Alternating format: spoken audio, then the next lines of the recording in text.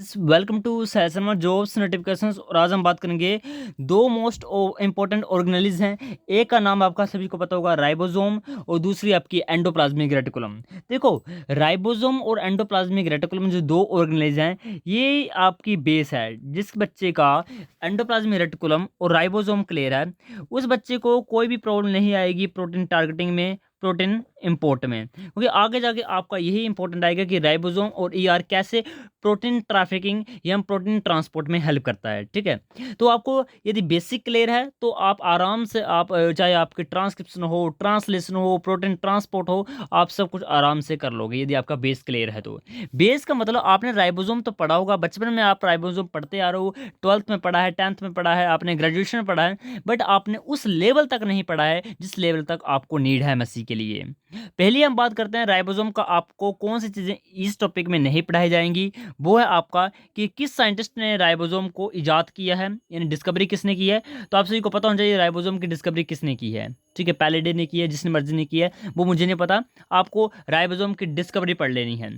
आपको बीएससी की बुक से आपको राइबोसोम की डिस्कवरी, और उसके बाद आपको किस सेल्स में उसने फाउंड किया था। ठीक है, और ये राइबोसोम होती कहाँ कहाँ है ये आपको पढ़ लेना है। सिम बेसिक बेसिक पढ़ लेना है आप लोग। अब जो मोस्ट इंपॉर्टेंट है वो आप लेके चलिए। सबसे पहले देखो, ribosome are the large ribo nucleoprotein, sorry, ribonucleoprotein consisting of RNA and protein. तो पहली बात है कि राइबोसोम बना किस चीज़ का है। तो राइबोसोम जो दो कंपोनेंट से बना हुआ है। पहला कंपोनेंट इसके पास आरएनए है, और दूसरा कंपोनेंट इसके पास कौन सा है, दूसरा कंपोनेंट इसके पास भाई प्रोटीन है। ठीक है, दो कंपोनेंट से बना है, आरएनए और प्रोटीन। आरएनए को सब कुछ जानते होंगे, और प्रोटीन के बारे में से बच्चे जानते हैं। ठीक है, उसके बाद हम बात करते हैं यूबिक्विटस इन ऑल सेल्स, यानी आरएनए जो राइबोसोम हर जगह प्रेजेंट होता है। देश व्यापी, देश विज्ञापी, जो भी हम वर्ड यूज करते हैं, ubiquitous.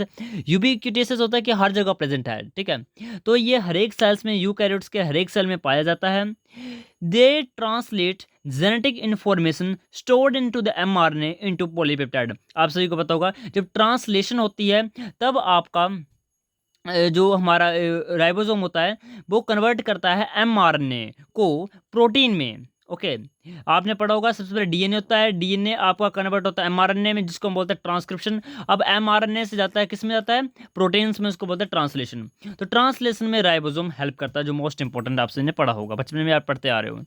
The ribosome is approximately spherical structure and its average diameter is 2.5 nanometer in Escherichia, 2.8 nanometer in mammalian cell, and functional ribosome consists of two subunit of unequal size। अब unequal size क्यों बोला जा रहा है, क्योंकि आपने बचपन में पढ़ा है कि राइबोसोम के दो यूनिट होते हैं, एक लार्ज सब यूनिट, एक small sub unit, known as large and small sub unit. Ribosome consist of the R RNA and R protein. ये मैंने ऊपर आपको बताया है कि राइबोसोम के दो कंपोनेंट हैं। एक कंपोनेंट आपका आर आरएनए, ठीक है, छोटे सी कॉपी है तो नोट करते जाइए। एक कंपोनेंट है आर आरएनए, और जो दूसरा कंपोनेंट है वो आपका भाई प्रोटीन, आर प्रोटीन बोलते हैं, राइबोसोमल प्रोटीन।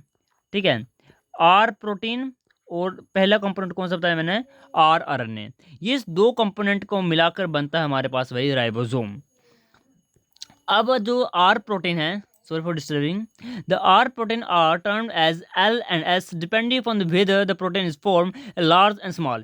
अब देखो R प्रोटीन का डिपेंड कर रहा है कि वो लार्ज सब यूनिट में है या स्मॉल सब यूनिट में है।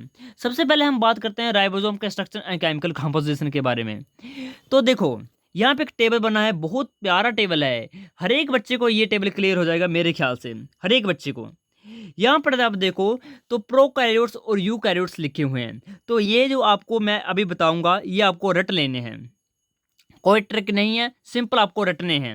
अब आप रटोगे कैसे वो आप पर निर्भर करता है। आप बार बार रट सकते हो, बार बार आप क्रैम कर सकते हो तो क्रैम कर लो, अदरवाइज आपको ये याद नहीं रहेंगे। पहली जो बात है वो है ओवरऑल साइज की। तो जो प्रोकैरियोट्स का हम बोल सकते हैं राइबोसोम है, वो बना होता है 70S। ठीक है, 70S राइबोसोम्स। एस होती है स्वीडबर्ग यूनिट, ये सेडिमेंटेशन कोफिशिएंट आप बोल सकते हो। तो ओवरऑल साइज प्रोकैरियोट्स का कौन सा है, 70S है। अब जो हम इसके बोल सकते हैं दो यूनिट होते हैं, एक होता है स्मॉल सब यूनिट, एक होता है लार्ज सब यूनिट।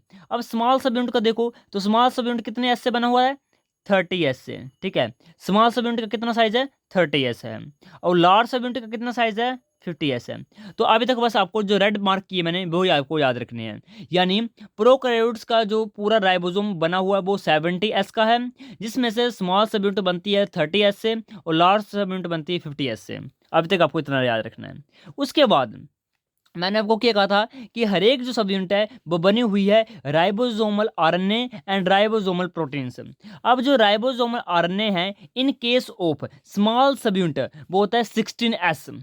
क्या होता है? 16s। याद रखो, रट लो भाई इसको, ठीक है। कौन सा है? 16s है, ये वाला 16s है। और राइबोसोमल प्रोटीन कौन सी हैं? तो राइबोसोम प्रोटीन भाई 21 राइबोसोमल प्रोटीन्स प्रेजेंट होती है स्मॉल सब यूनिट में।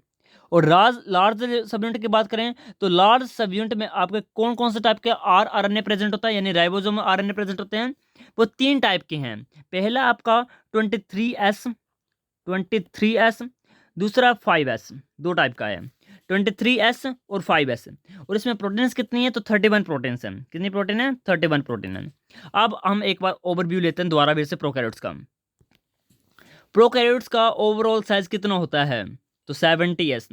इसके हम टुकड़े करें तो एक लार्ज सब यूनिट है, एक स्मॉल सब यूनिट है। स्मॉल सब यूनिट का साइज कितना है? 30s। लार्ज का कितना साइज है? 50s। अब हमने स्मॉल को ही फर्दर डिवाइड कर दिया। स्मॉल के अंदर क्या क्या चीज़ें हैं मैंने आपको पहले बताया, आरएनए और आर प्रोटीन्स। जो आरएनए वो ओनली सिंगल टाइप का है जो है 16s। और जो राइबोसोम प्रोटीन्स वो कितनी है? 21 प्रोटीनें हैं। अब हम लार्ज सब यूनिट की बात करें तो लार्ज सब यूनिट आपका किसका बना हुआ है? आप सभी को पता होगा 50s से। तो इसकी कितनी यूनिटें हैं? आप सभी को पता होगा 2 यूनिटें हैं, एक 23s और एक आपका 5s। एक 23s और एक आपका 5s। इसमें कितनी राइबोसोम प्रोटीन्स है? तो एक 31 आपके राइबोसोम प्रोटीन्स है इन केस ऑफ प्रोकैरियोट्स। ये होगा भाई प्रोकैरियोट्स का। जो भी ट्रिक लगाना चाहते हो ट्रिक लगा लो, इसको रट लो भाई। ओके। अब नेक्स्ट बात करते हैं यूकैरियोट्स का। तो यूकैरियोट्स का जो ओवरऑल हम बोल सकते हैं वो कितना है? 80s है। अब इसके 2 सब यूनिट है, एक स्मॉल एक लार्ज। अब स्मॉल वाला उसका कितना साइज है? तो स्मॉल वाले का साइज हमने पहले से हमको पता है, ठीक है, बचपन से हम पढ़ते आ रहे हैं। एक होता है आपका 40s और एक होता है आपका 60s। जो 40s है वो स्मॉल है और जो 60s है वो क्या बोल सकते हैं, क्या है वो लार्ज है। तो 40s आपका स्मॉल है, 60s आपका लार्ज है। अब फर्दर मैंने कहा आपको डिवाइड करना है तो स्मॉल सब यूनिट आपको फर्दर डिवाइड हुआ आर प्रोटीन से और आर आरएनए से। जो आर प्रोटीन है वो कितनी है? तो 33 आपकी आर आरएनए प्रोटीन्स होती हैं, ठीक है। राइबोसोम के पास यूकैरियोट्स में 33 प्रोटीन्स होती हैं case of small ribosomes, small sub unit. और स्मॉल सब यूनिट के अगर हम बात करें आर आरएनए की तो एक ही होता है, वो होता है 18s। वहाँ कितना एस का था? 16s का था। इधर कितने एस का है? 18s का है। अब हम बात करते हैं लार्ज सब यूनिट को। तो लार्ज सब यूनिट में जो प्रोटीन्स वो 46 प्रोटीन्स हैं। और उसके बाद एक मैं ट्रिक दूंगा, उस ट्रिक से यदि आप याद कर सकते हो तो उससे आप याद कर सकते हो। और इसकी हम आगे देखे बात करें राइबोसोमल आरएनए की तो वो हैं 3 टाइप के। एक 28s। कौन सा है? 28s है। एक सेकंड, हाँ। एक आपको 28s का है, एक 5.8s का है और एक 5s का है। अब मैं आपको एक ट्रिक देता हूँ, उस ट्रिक से थोड़ा आपको आसानी हो सकती है। आपको एक बात तो बचपन से आपको याद है कि यूकैरियोट्स का या प्रोकैरियोट्स का ओवरऑल कितना है। तो प्रोकैरियोट्स का कितना है? 70s है। यूकैरियोट्स का कितना है? 80s है। ये आप सभी को पता होंगे, बचपन से आप पढ़ते आ रहे हो। सिंपल बात है ना? ओके, ठीक है। ये आपने कर ली। मैं थोड़ा सा नीचे थोड़ा स्पेस देखूँ, कहाँ स्पेस है, मैं वहाँ लिखता हूँ। यहाँ है स्पेस, या यहाँ अच्छी खासी स्पेस है, इधर लिखता हूँ मैं। सबसे पहले सिंपल आपको याद रखना है यूकैरियोट्स और प्रोकैरियोट्स। यूकैरियोट्स और प्रोकैरियोट्स, तो मैं प्रोकैरियोट्स को लिख रहा हूँ इस तरफ में, प्रोकैरियोट्स लिख रहा हूँ। तो प्रोकैरियोट्स आपके पास आप सभी को पता होगा 16s आपका ओवरऑल है और प्रोकैरियोट्स का आपका 80s है, ठीक है। अब ट्रिक्स हैं ये 70s 80s आप सभी को पता होगा। अब आपको लिखना है स्मॉल और लार्ज। इसके कितनी स्मॉल? आप सभी को बचपन से आप पढ़ते आ रहे हो। इसके आपके 30 स्मॉल है और 50 आपकी लार्ज है, या आप बचपन से पढ़ रहे हो। इसकी आपके 40s स्मॉल है और आपकी 60s क्या है? लार्ज है। अब इसको मैंने कहा है कि हर एक सब यूनिट है वो 2 चीज़ों से बनी हुई है। उसके पास आर आरएनए है और आर प्रोटीन्स है। तो इसके पास कितने आर आरएनए है? ओनली एक है। इसके पास कितनी आर आरएनए? ओनली एक है। प्रोटीन्स कितनी है? वो भी लिखेंगे हम। तो आरएनए कितने बताए मैंने, एक बताया, तो वो कितना है भाई 16s है। इधर कितना लिखना है आपको 18s लिखना है, ठीक है। अब 16s 18s, ठीक है। और इधर मैं बात करूँ तो कितने प्रोटीन्स हैं, 21 प्रोटीन्स है। इधर मैं बात करूँ तो कितने प्रोटीन्स है आपके, सिंपल आपसे को मैंने वो ऊपर बताया आपको, आपकी यूकैरियोट्स की बात कर रहा हूँ ना, हाँ। तो इधर आपके 33 प्रोटीन्स हैं, ठीक है, हो गया। उसके बाद मैं यहाँ से पेन चेंज कर रहा हूँ। अब यहाँ पे लार्ज सब यूनिट में आ जाइए। तो लार्ज सब यूनिट में सिंपली आप प्रोकैरियोट्स का हम केस ले रहे हैं, तो प्रोकैरियोट्स में 50s है, तो इसमें आगे आके दो यूनिटें हैं, ठीक है। एक आपके 23s है और एक आपके भाई 5s है, ठीक है।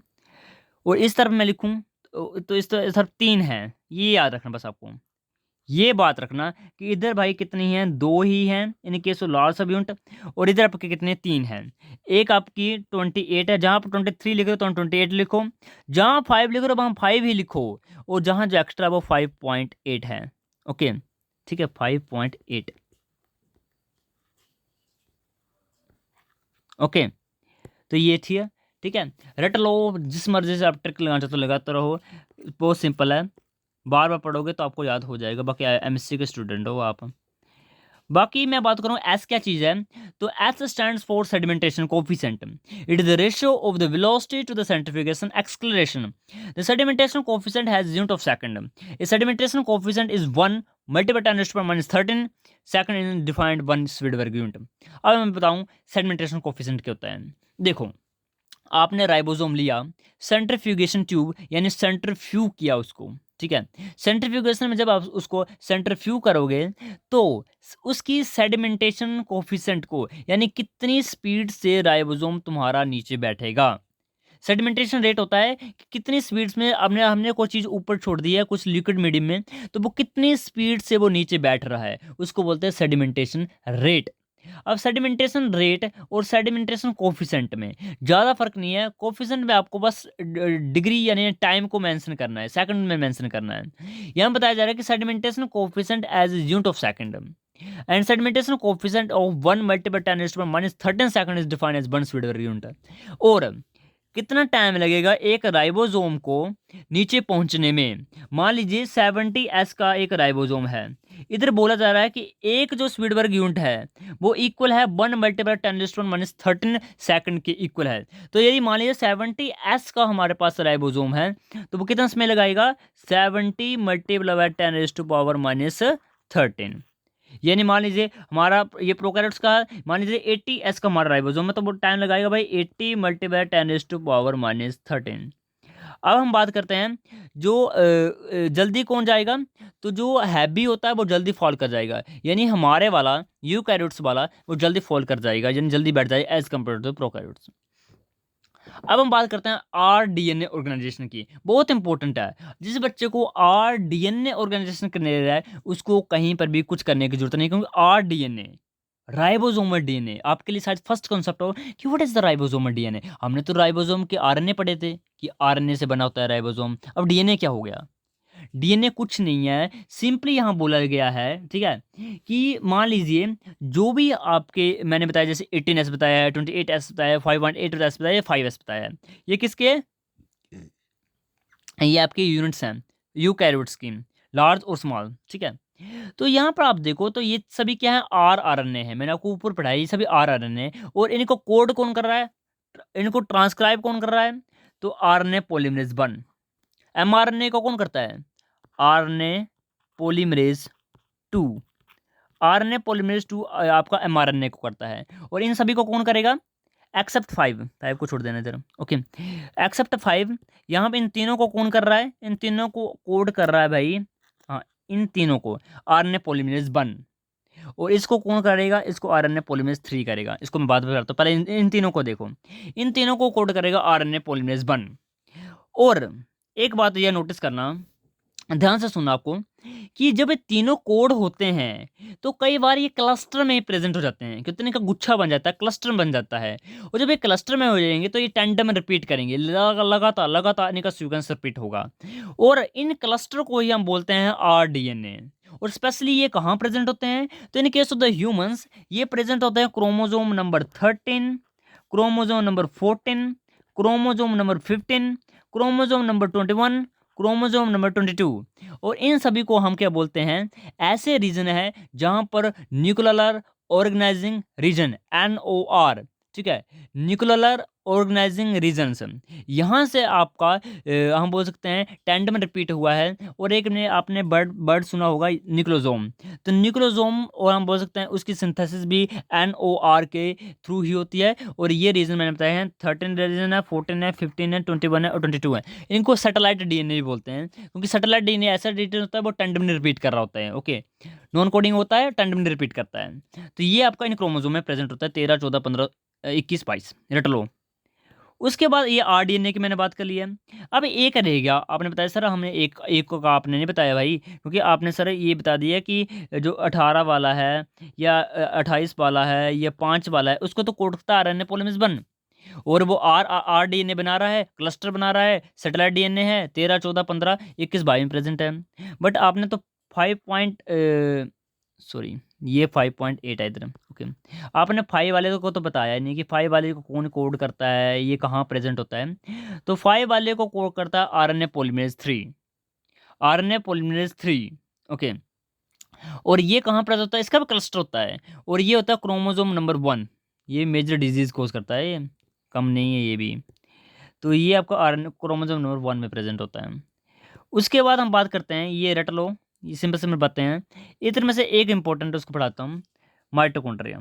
आपने सुना होगा कि माइटोकॉन्ड्रिया का कितना स्पीड वर्ग यूनिट होती है, कितने S का बन होता है। आपने बचपन में पढ़ सुना होगा 70S। इधर मैंने 55 लिखा हुआ है। इसका क्या सीन है, तो अभी सुनो ध्यान से। ह्यूमन माइटोकॉन्ड्रियल ऑर्गेनिज्म, ठीक है, जो ह्यूमन वाले हैं, human only human, not mammals, human. तो ह्यूमन के केस में जो माइटोकॉन्ड्रिया है उसका साइज है भाई 55। और बाकी जितने बच गए हैं यूकैरियोट्स हो या प्रोकैरियोट्स हो, उनका होता है भाई कितना होता है उनका होता है 70S।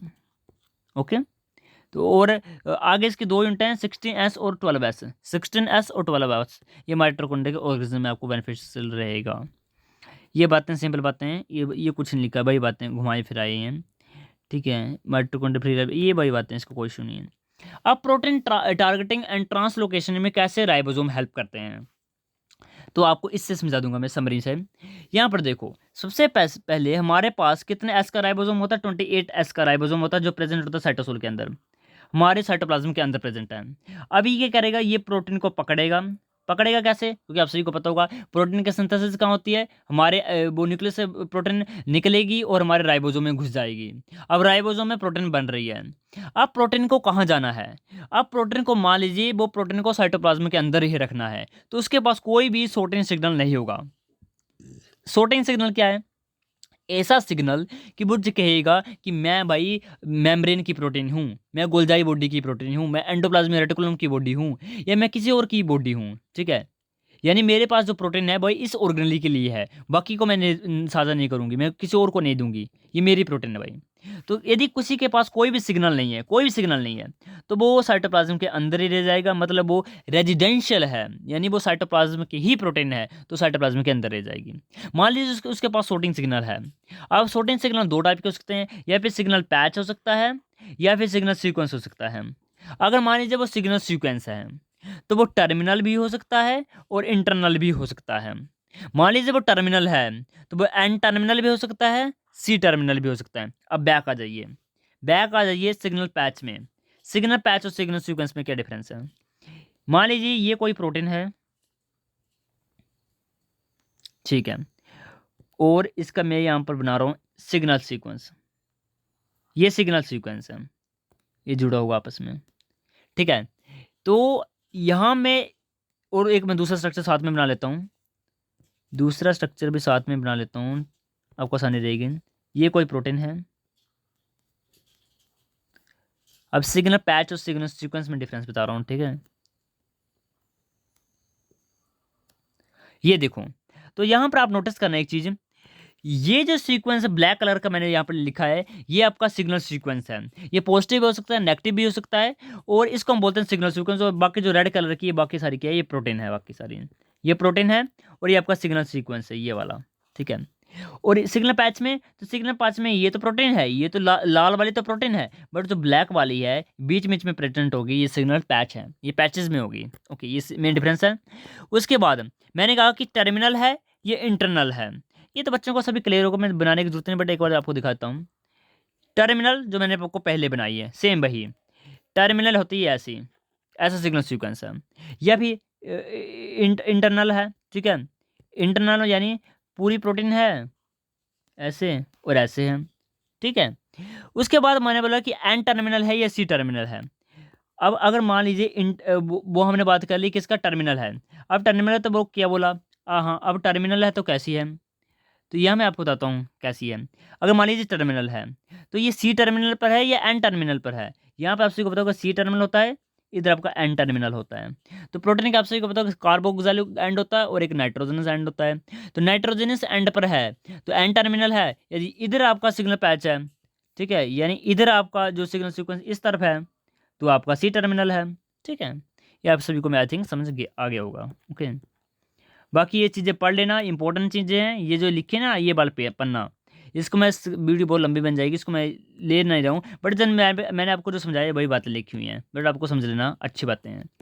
एंडोप्लाज्मिक रेटिकुलम, तो एंडोप्लाज्मिक रेटिकुलम का क्या सीन है, what is endoplasmic reticulum? Endoplasmic reticulum is the largest single membrane bounded intracellular compartment. It is an extensive network of closed and flattened membrane bounded structures. The enclosed compartment is called as ER. ER is a membrane physiological active interacting cytoskeleton and contain the differential domains specialized distinct functions. ये बातें simple बातें आपने पढ़ी, बचपन से आप पढ़ते आ रहे हो। अब यहाँ पर जो बातें मैं बताऊंगा मेन वही है, बाकी मैं आगे एक पन्ना में डाला मैंने नोट्स का, उसको मैं समझाऊंगा। इधर देखो आप, when the cell are disrupted by the homogenation the ER break। जब हमने कोई भी हमने डिटर्जेंट डाला या हमने कुछ भी हमने होमोजिनेशन की तो ER टूट जाती है, और टूट जाती है तो वो इंटू छोटे छोटे फ्रेगमेंट्स में वो कन्वर्ट, स्मॉल स्मॉल वेसिकल्स में वो कन्वर्ट हो जाती हैं। उन वेसिकल्स हम बोलते हैं माइक्रोजोम्स। अब microsomes drive from ER and stuffed with ribosomes on the outer surface is called as rough and microsomes. अब माइक्रोजोम्स के बाहर यदि राइबोसोम लगे हुए हैं तो हम इसको रफ माइक्रोजोम कह रहे हैं, और राइबोसोम नहीं है तो हम इसको स्मूथ राइबोसोम माइक्रोजोम बोल रहे हैं। अब इसको छोड़ो, अब ये बातें हैं जो आपको लिख सकते हो आप, या आप PDF मैंने भेजा, लिखने की जरूरत नहीं है, आप रट लो। इंट्रोडक्शन, यदि आपको पेपर में आएगा तो आपको कैसे सोल्व करना है। डिस्कवरी आपने खुद लिखनी है, किसी BSc की बुक से फॉलो कर लो। इंट्रोडक्शन में आपको क्या लिखना है, within the cytoplasm the most animal cell is the extensive network of reticulums of the membrane limited channels collecting called endoplasmic reticulum. ये डेफिनेशन होगी।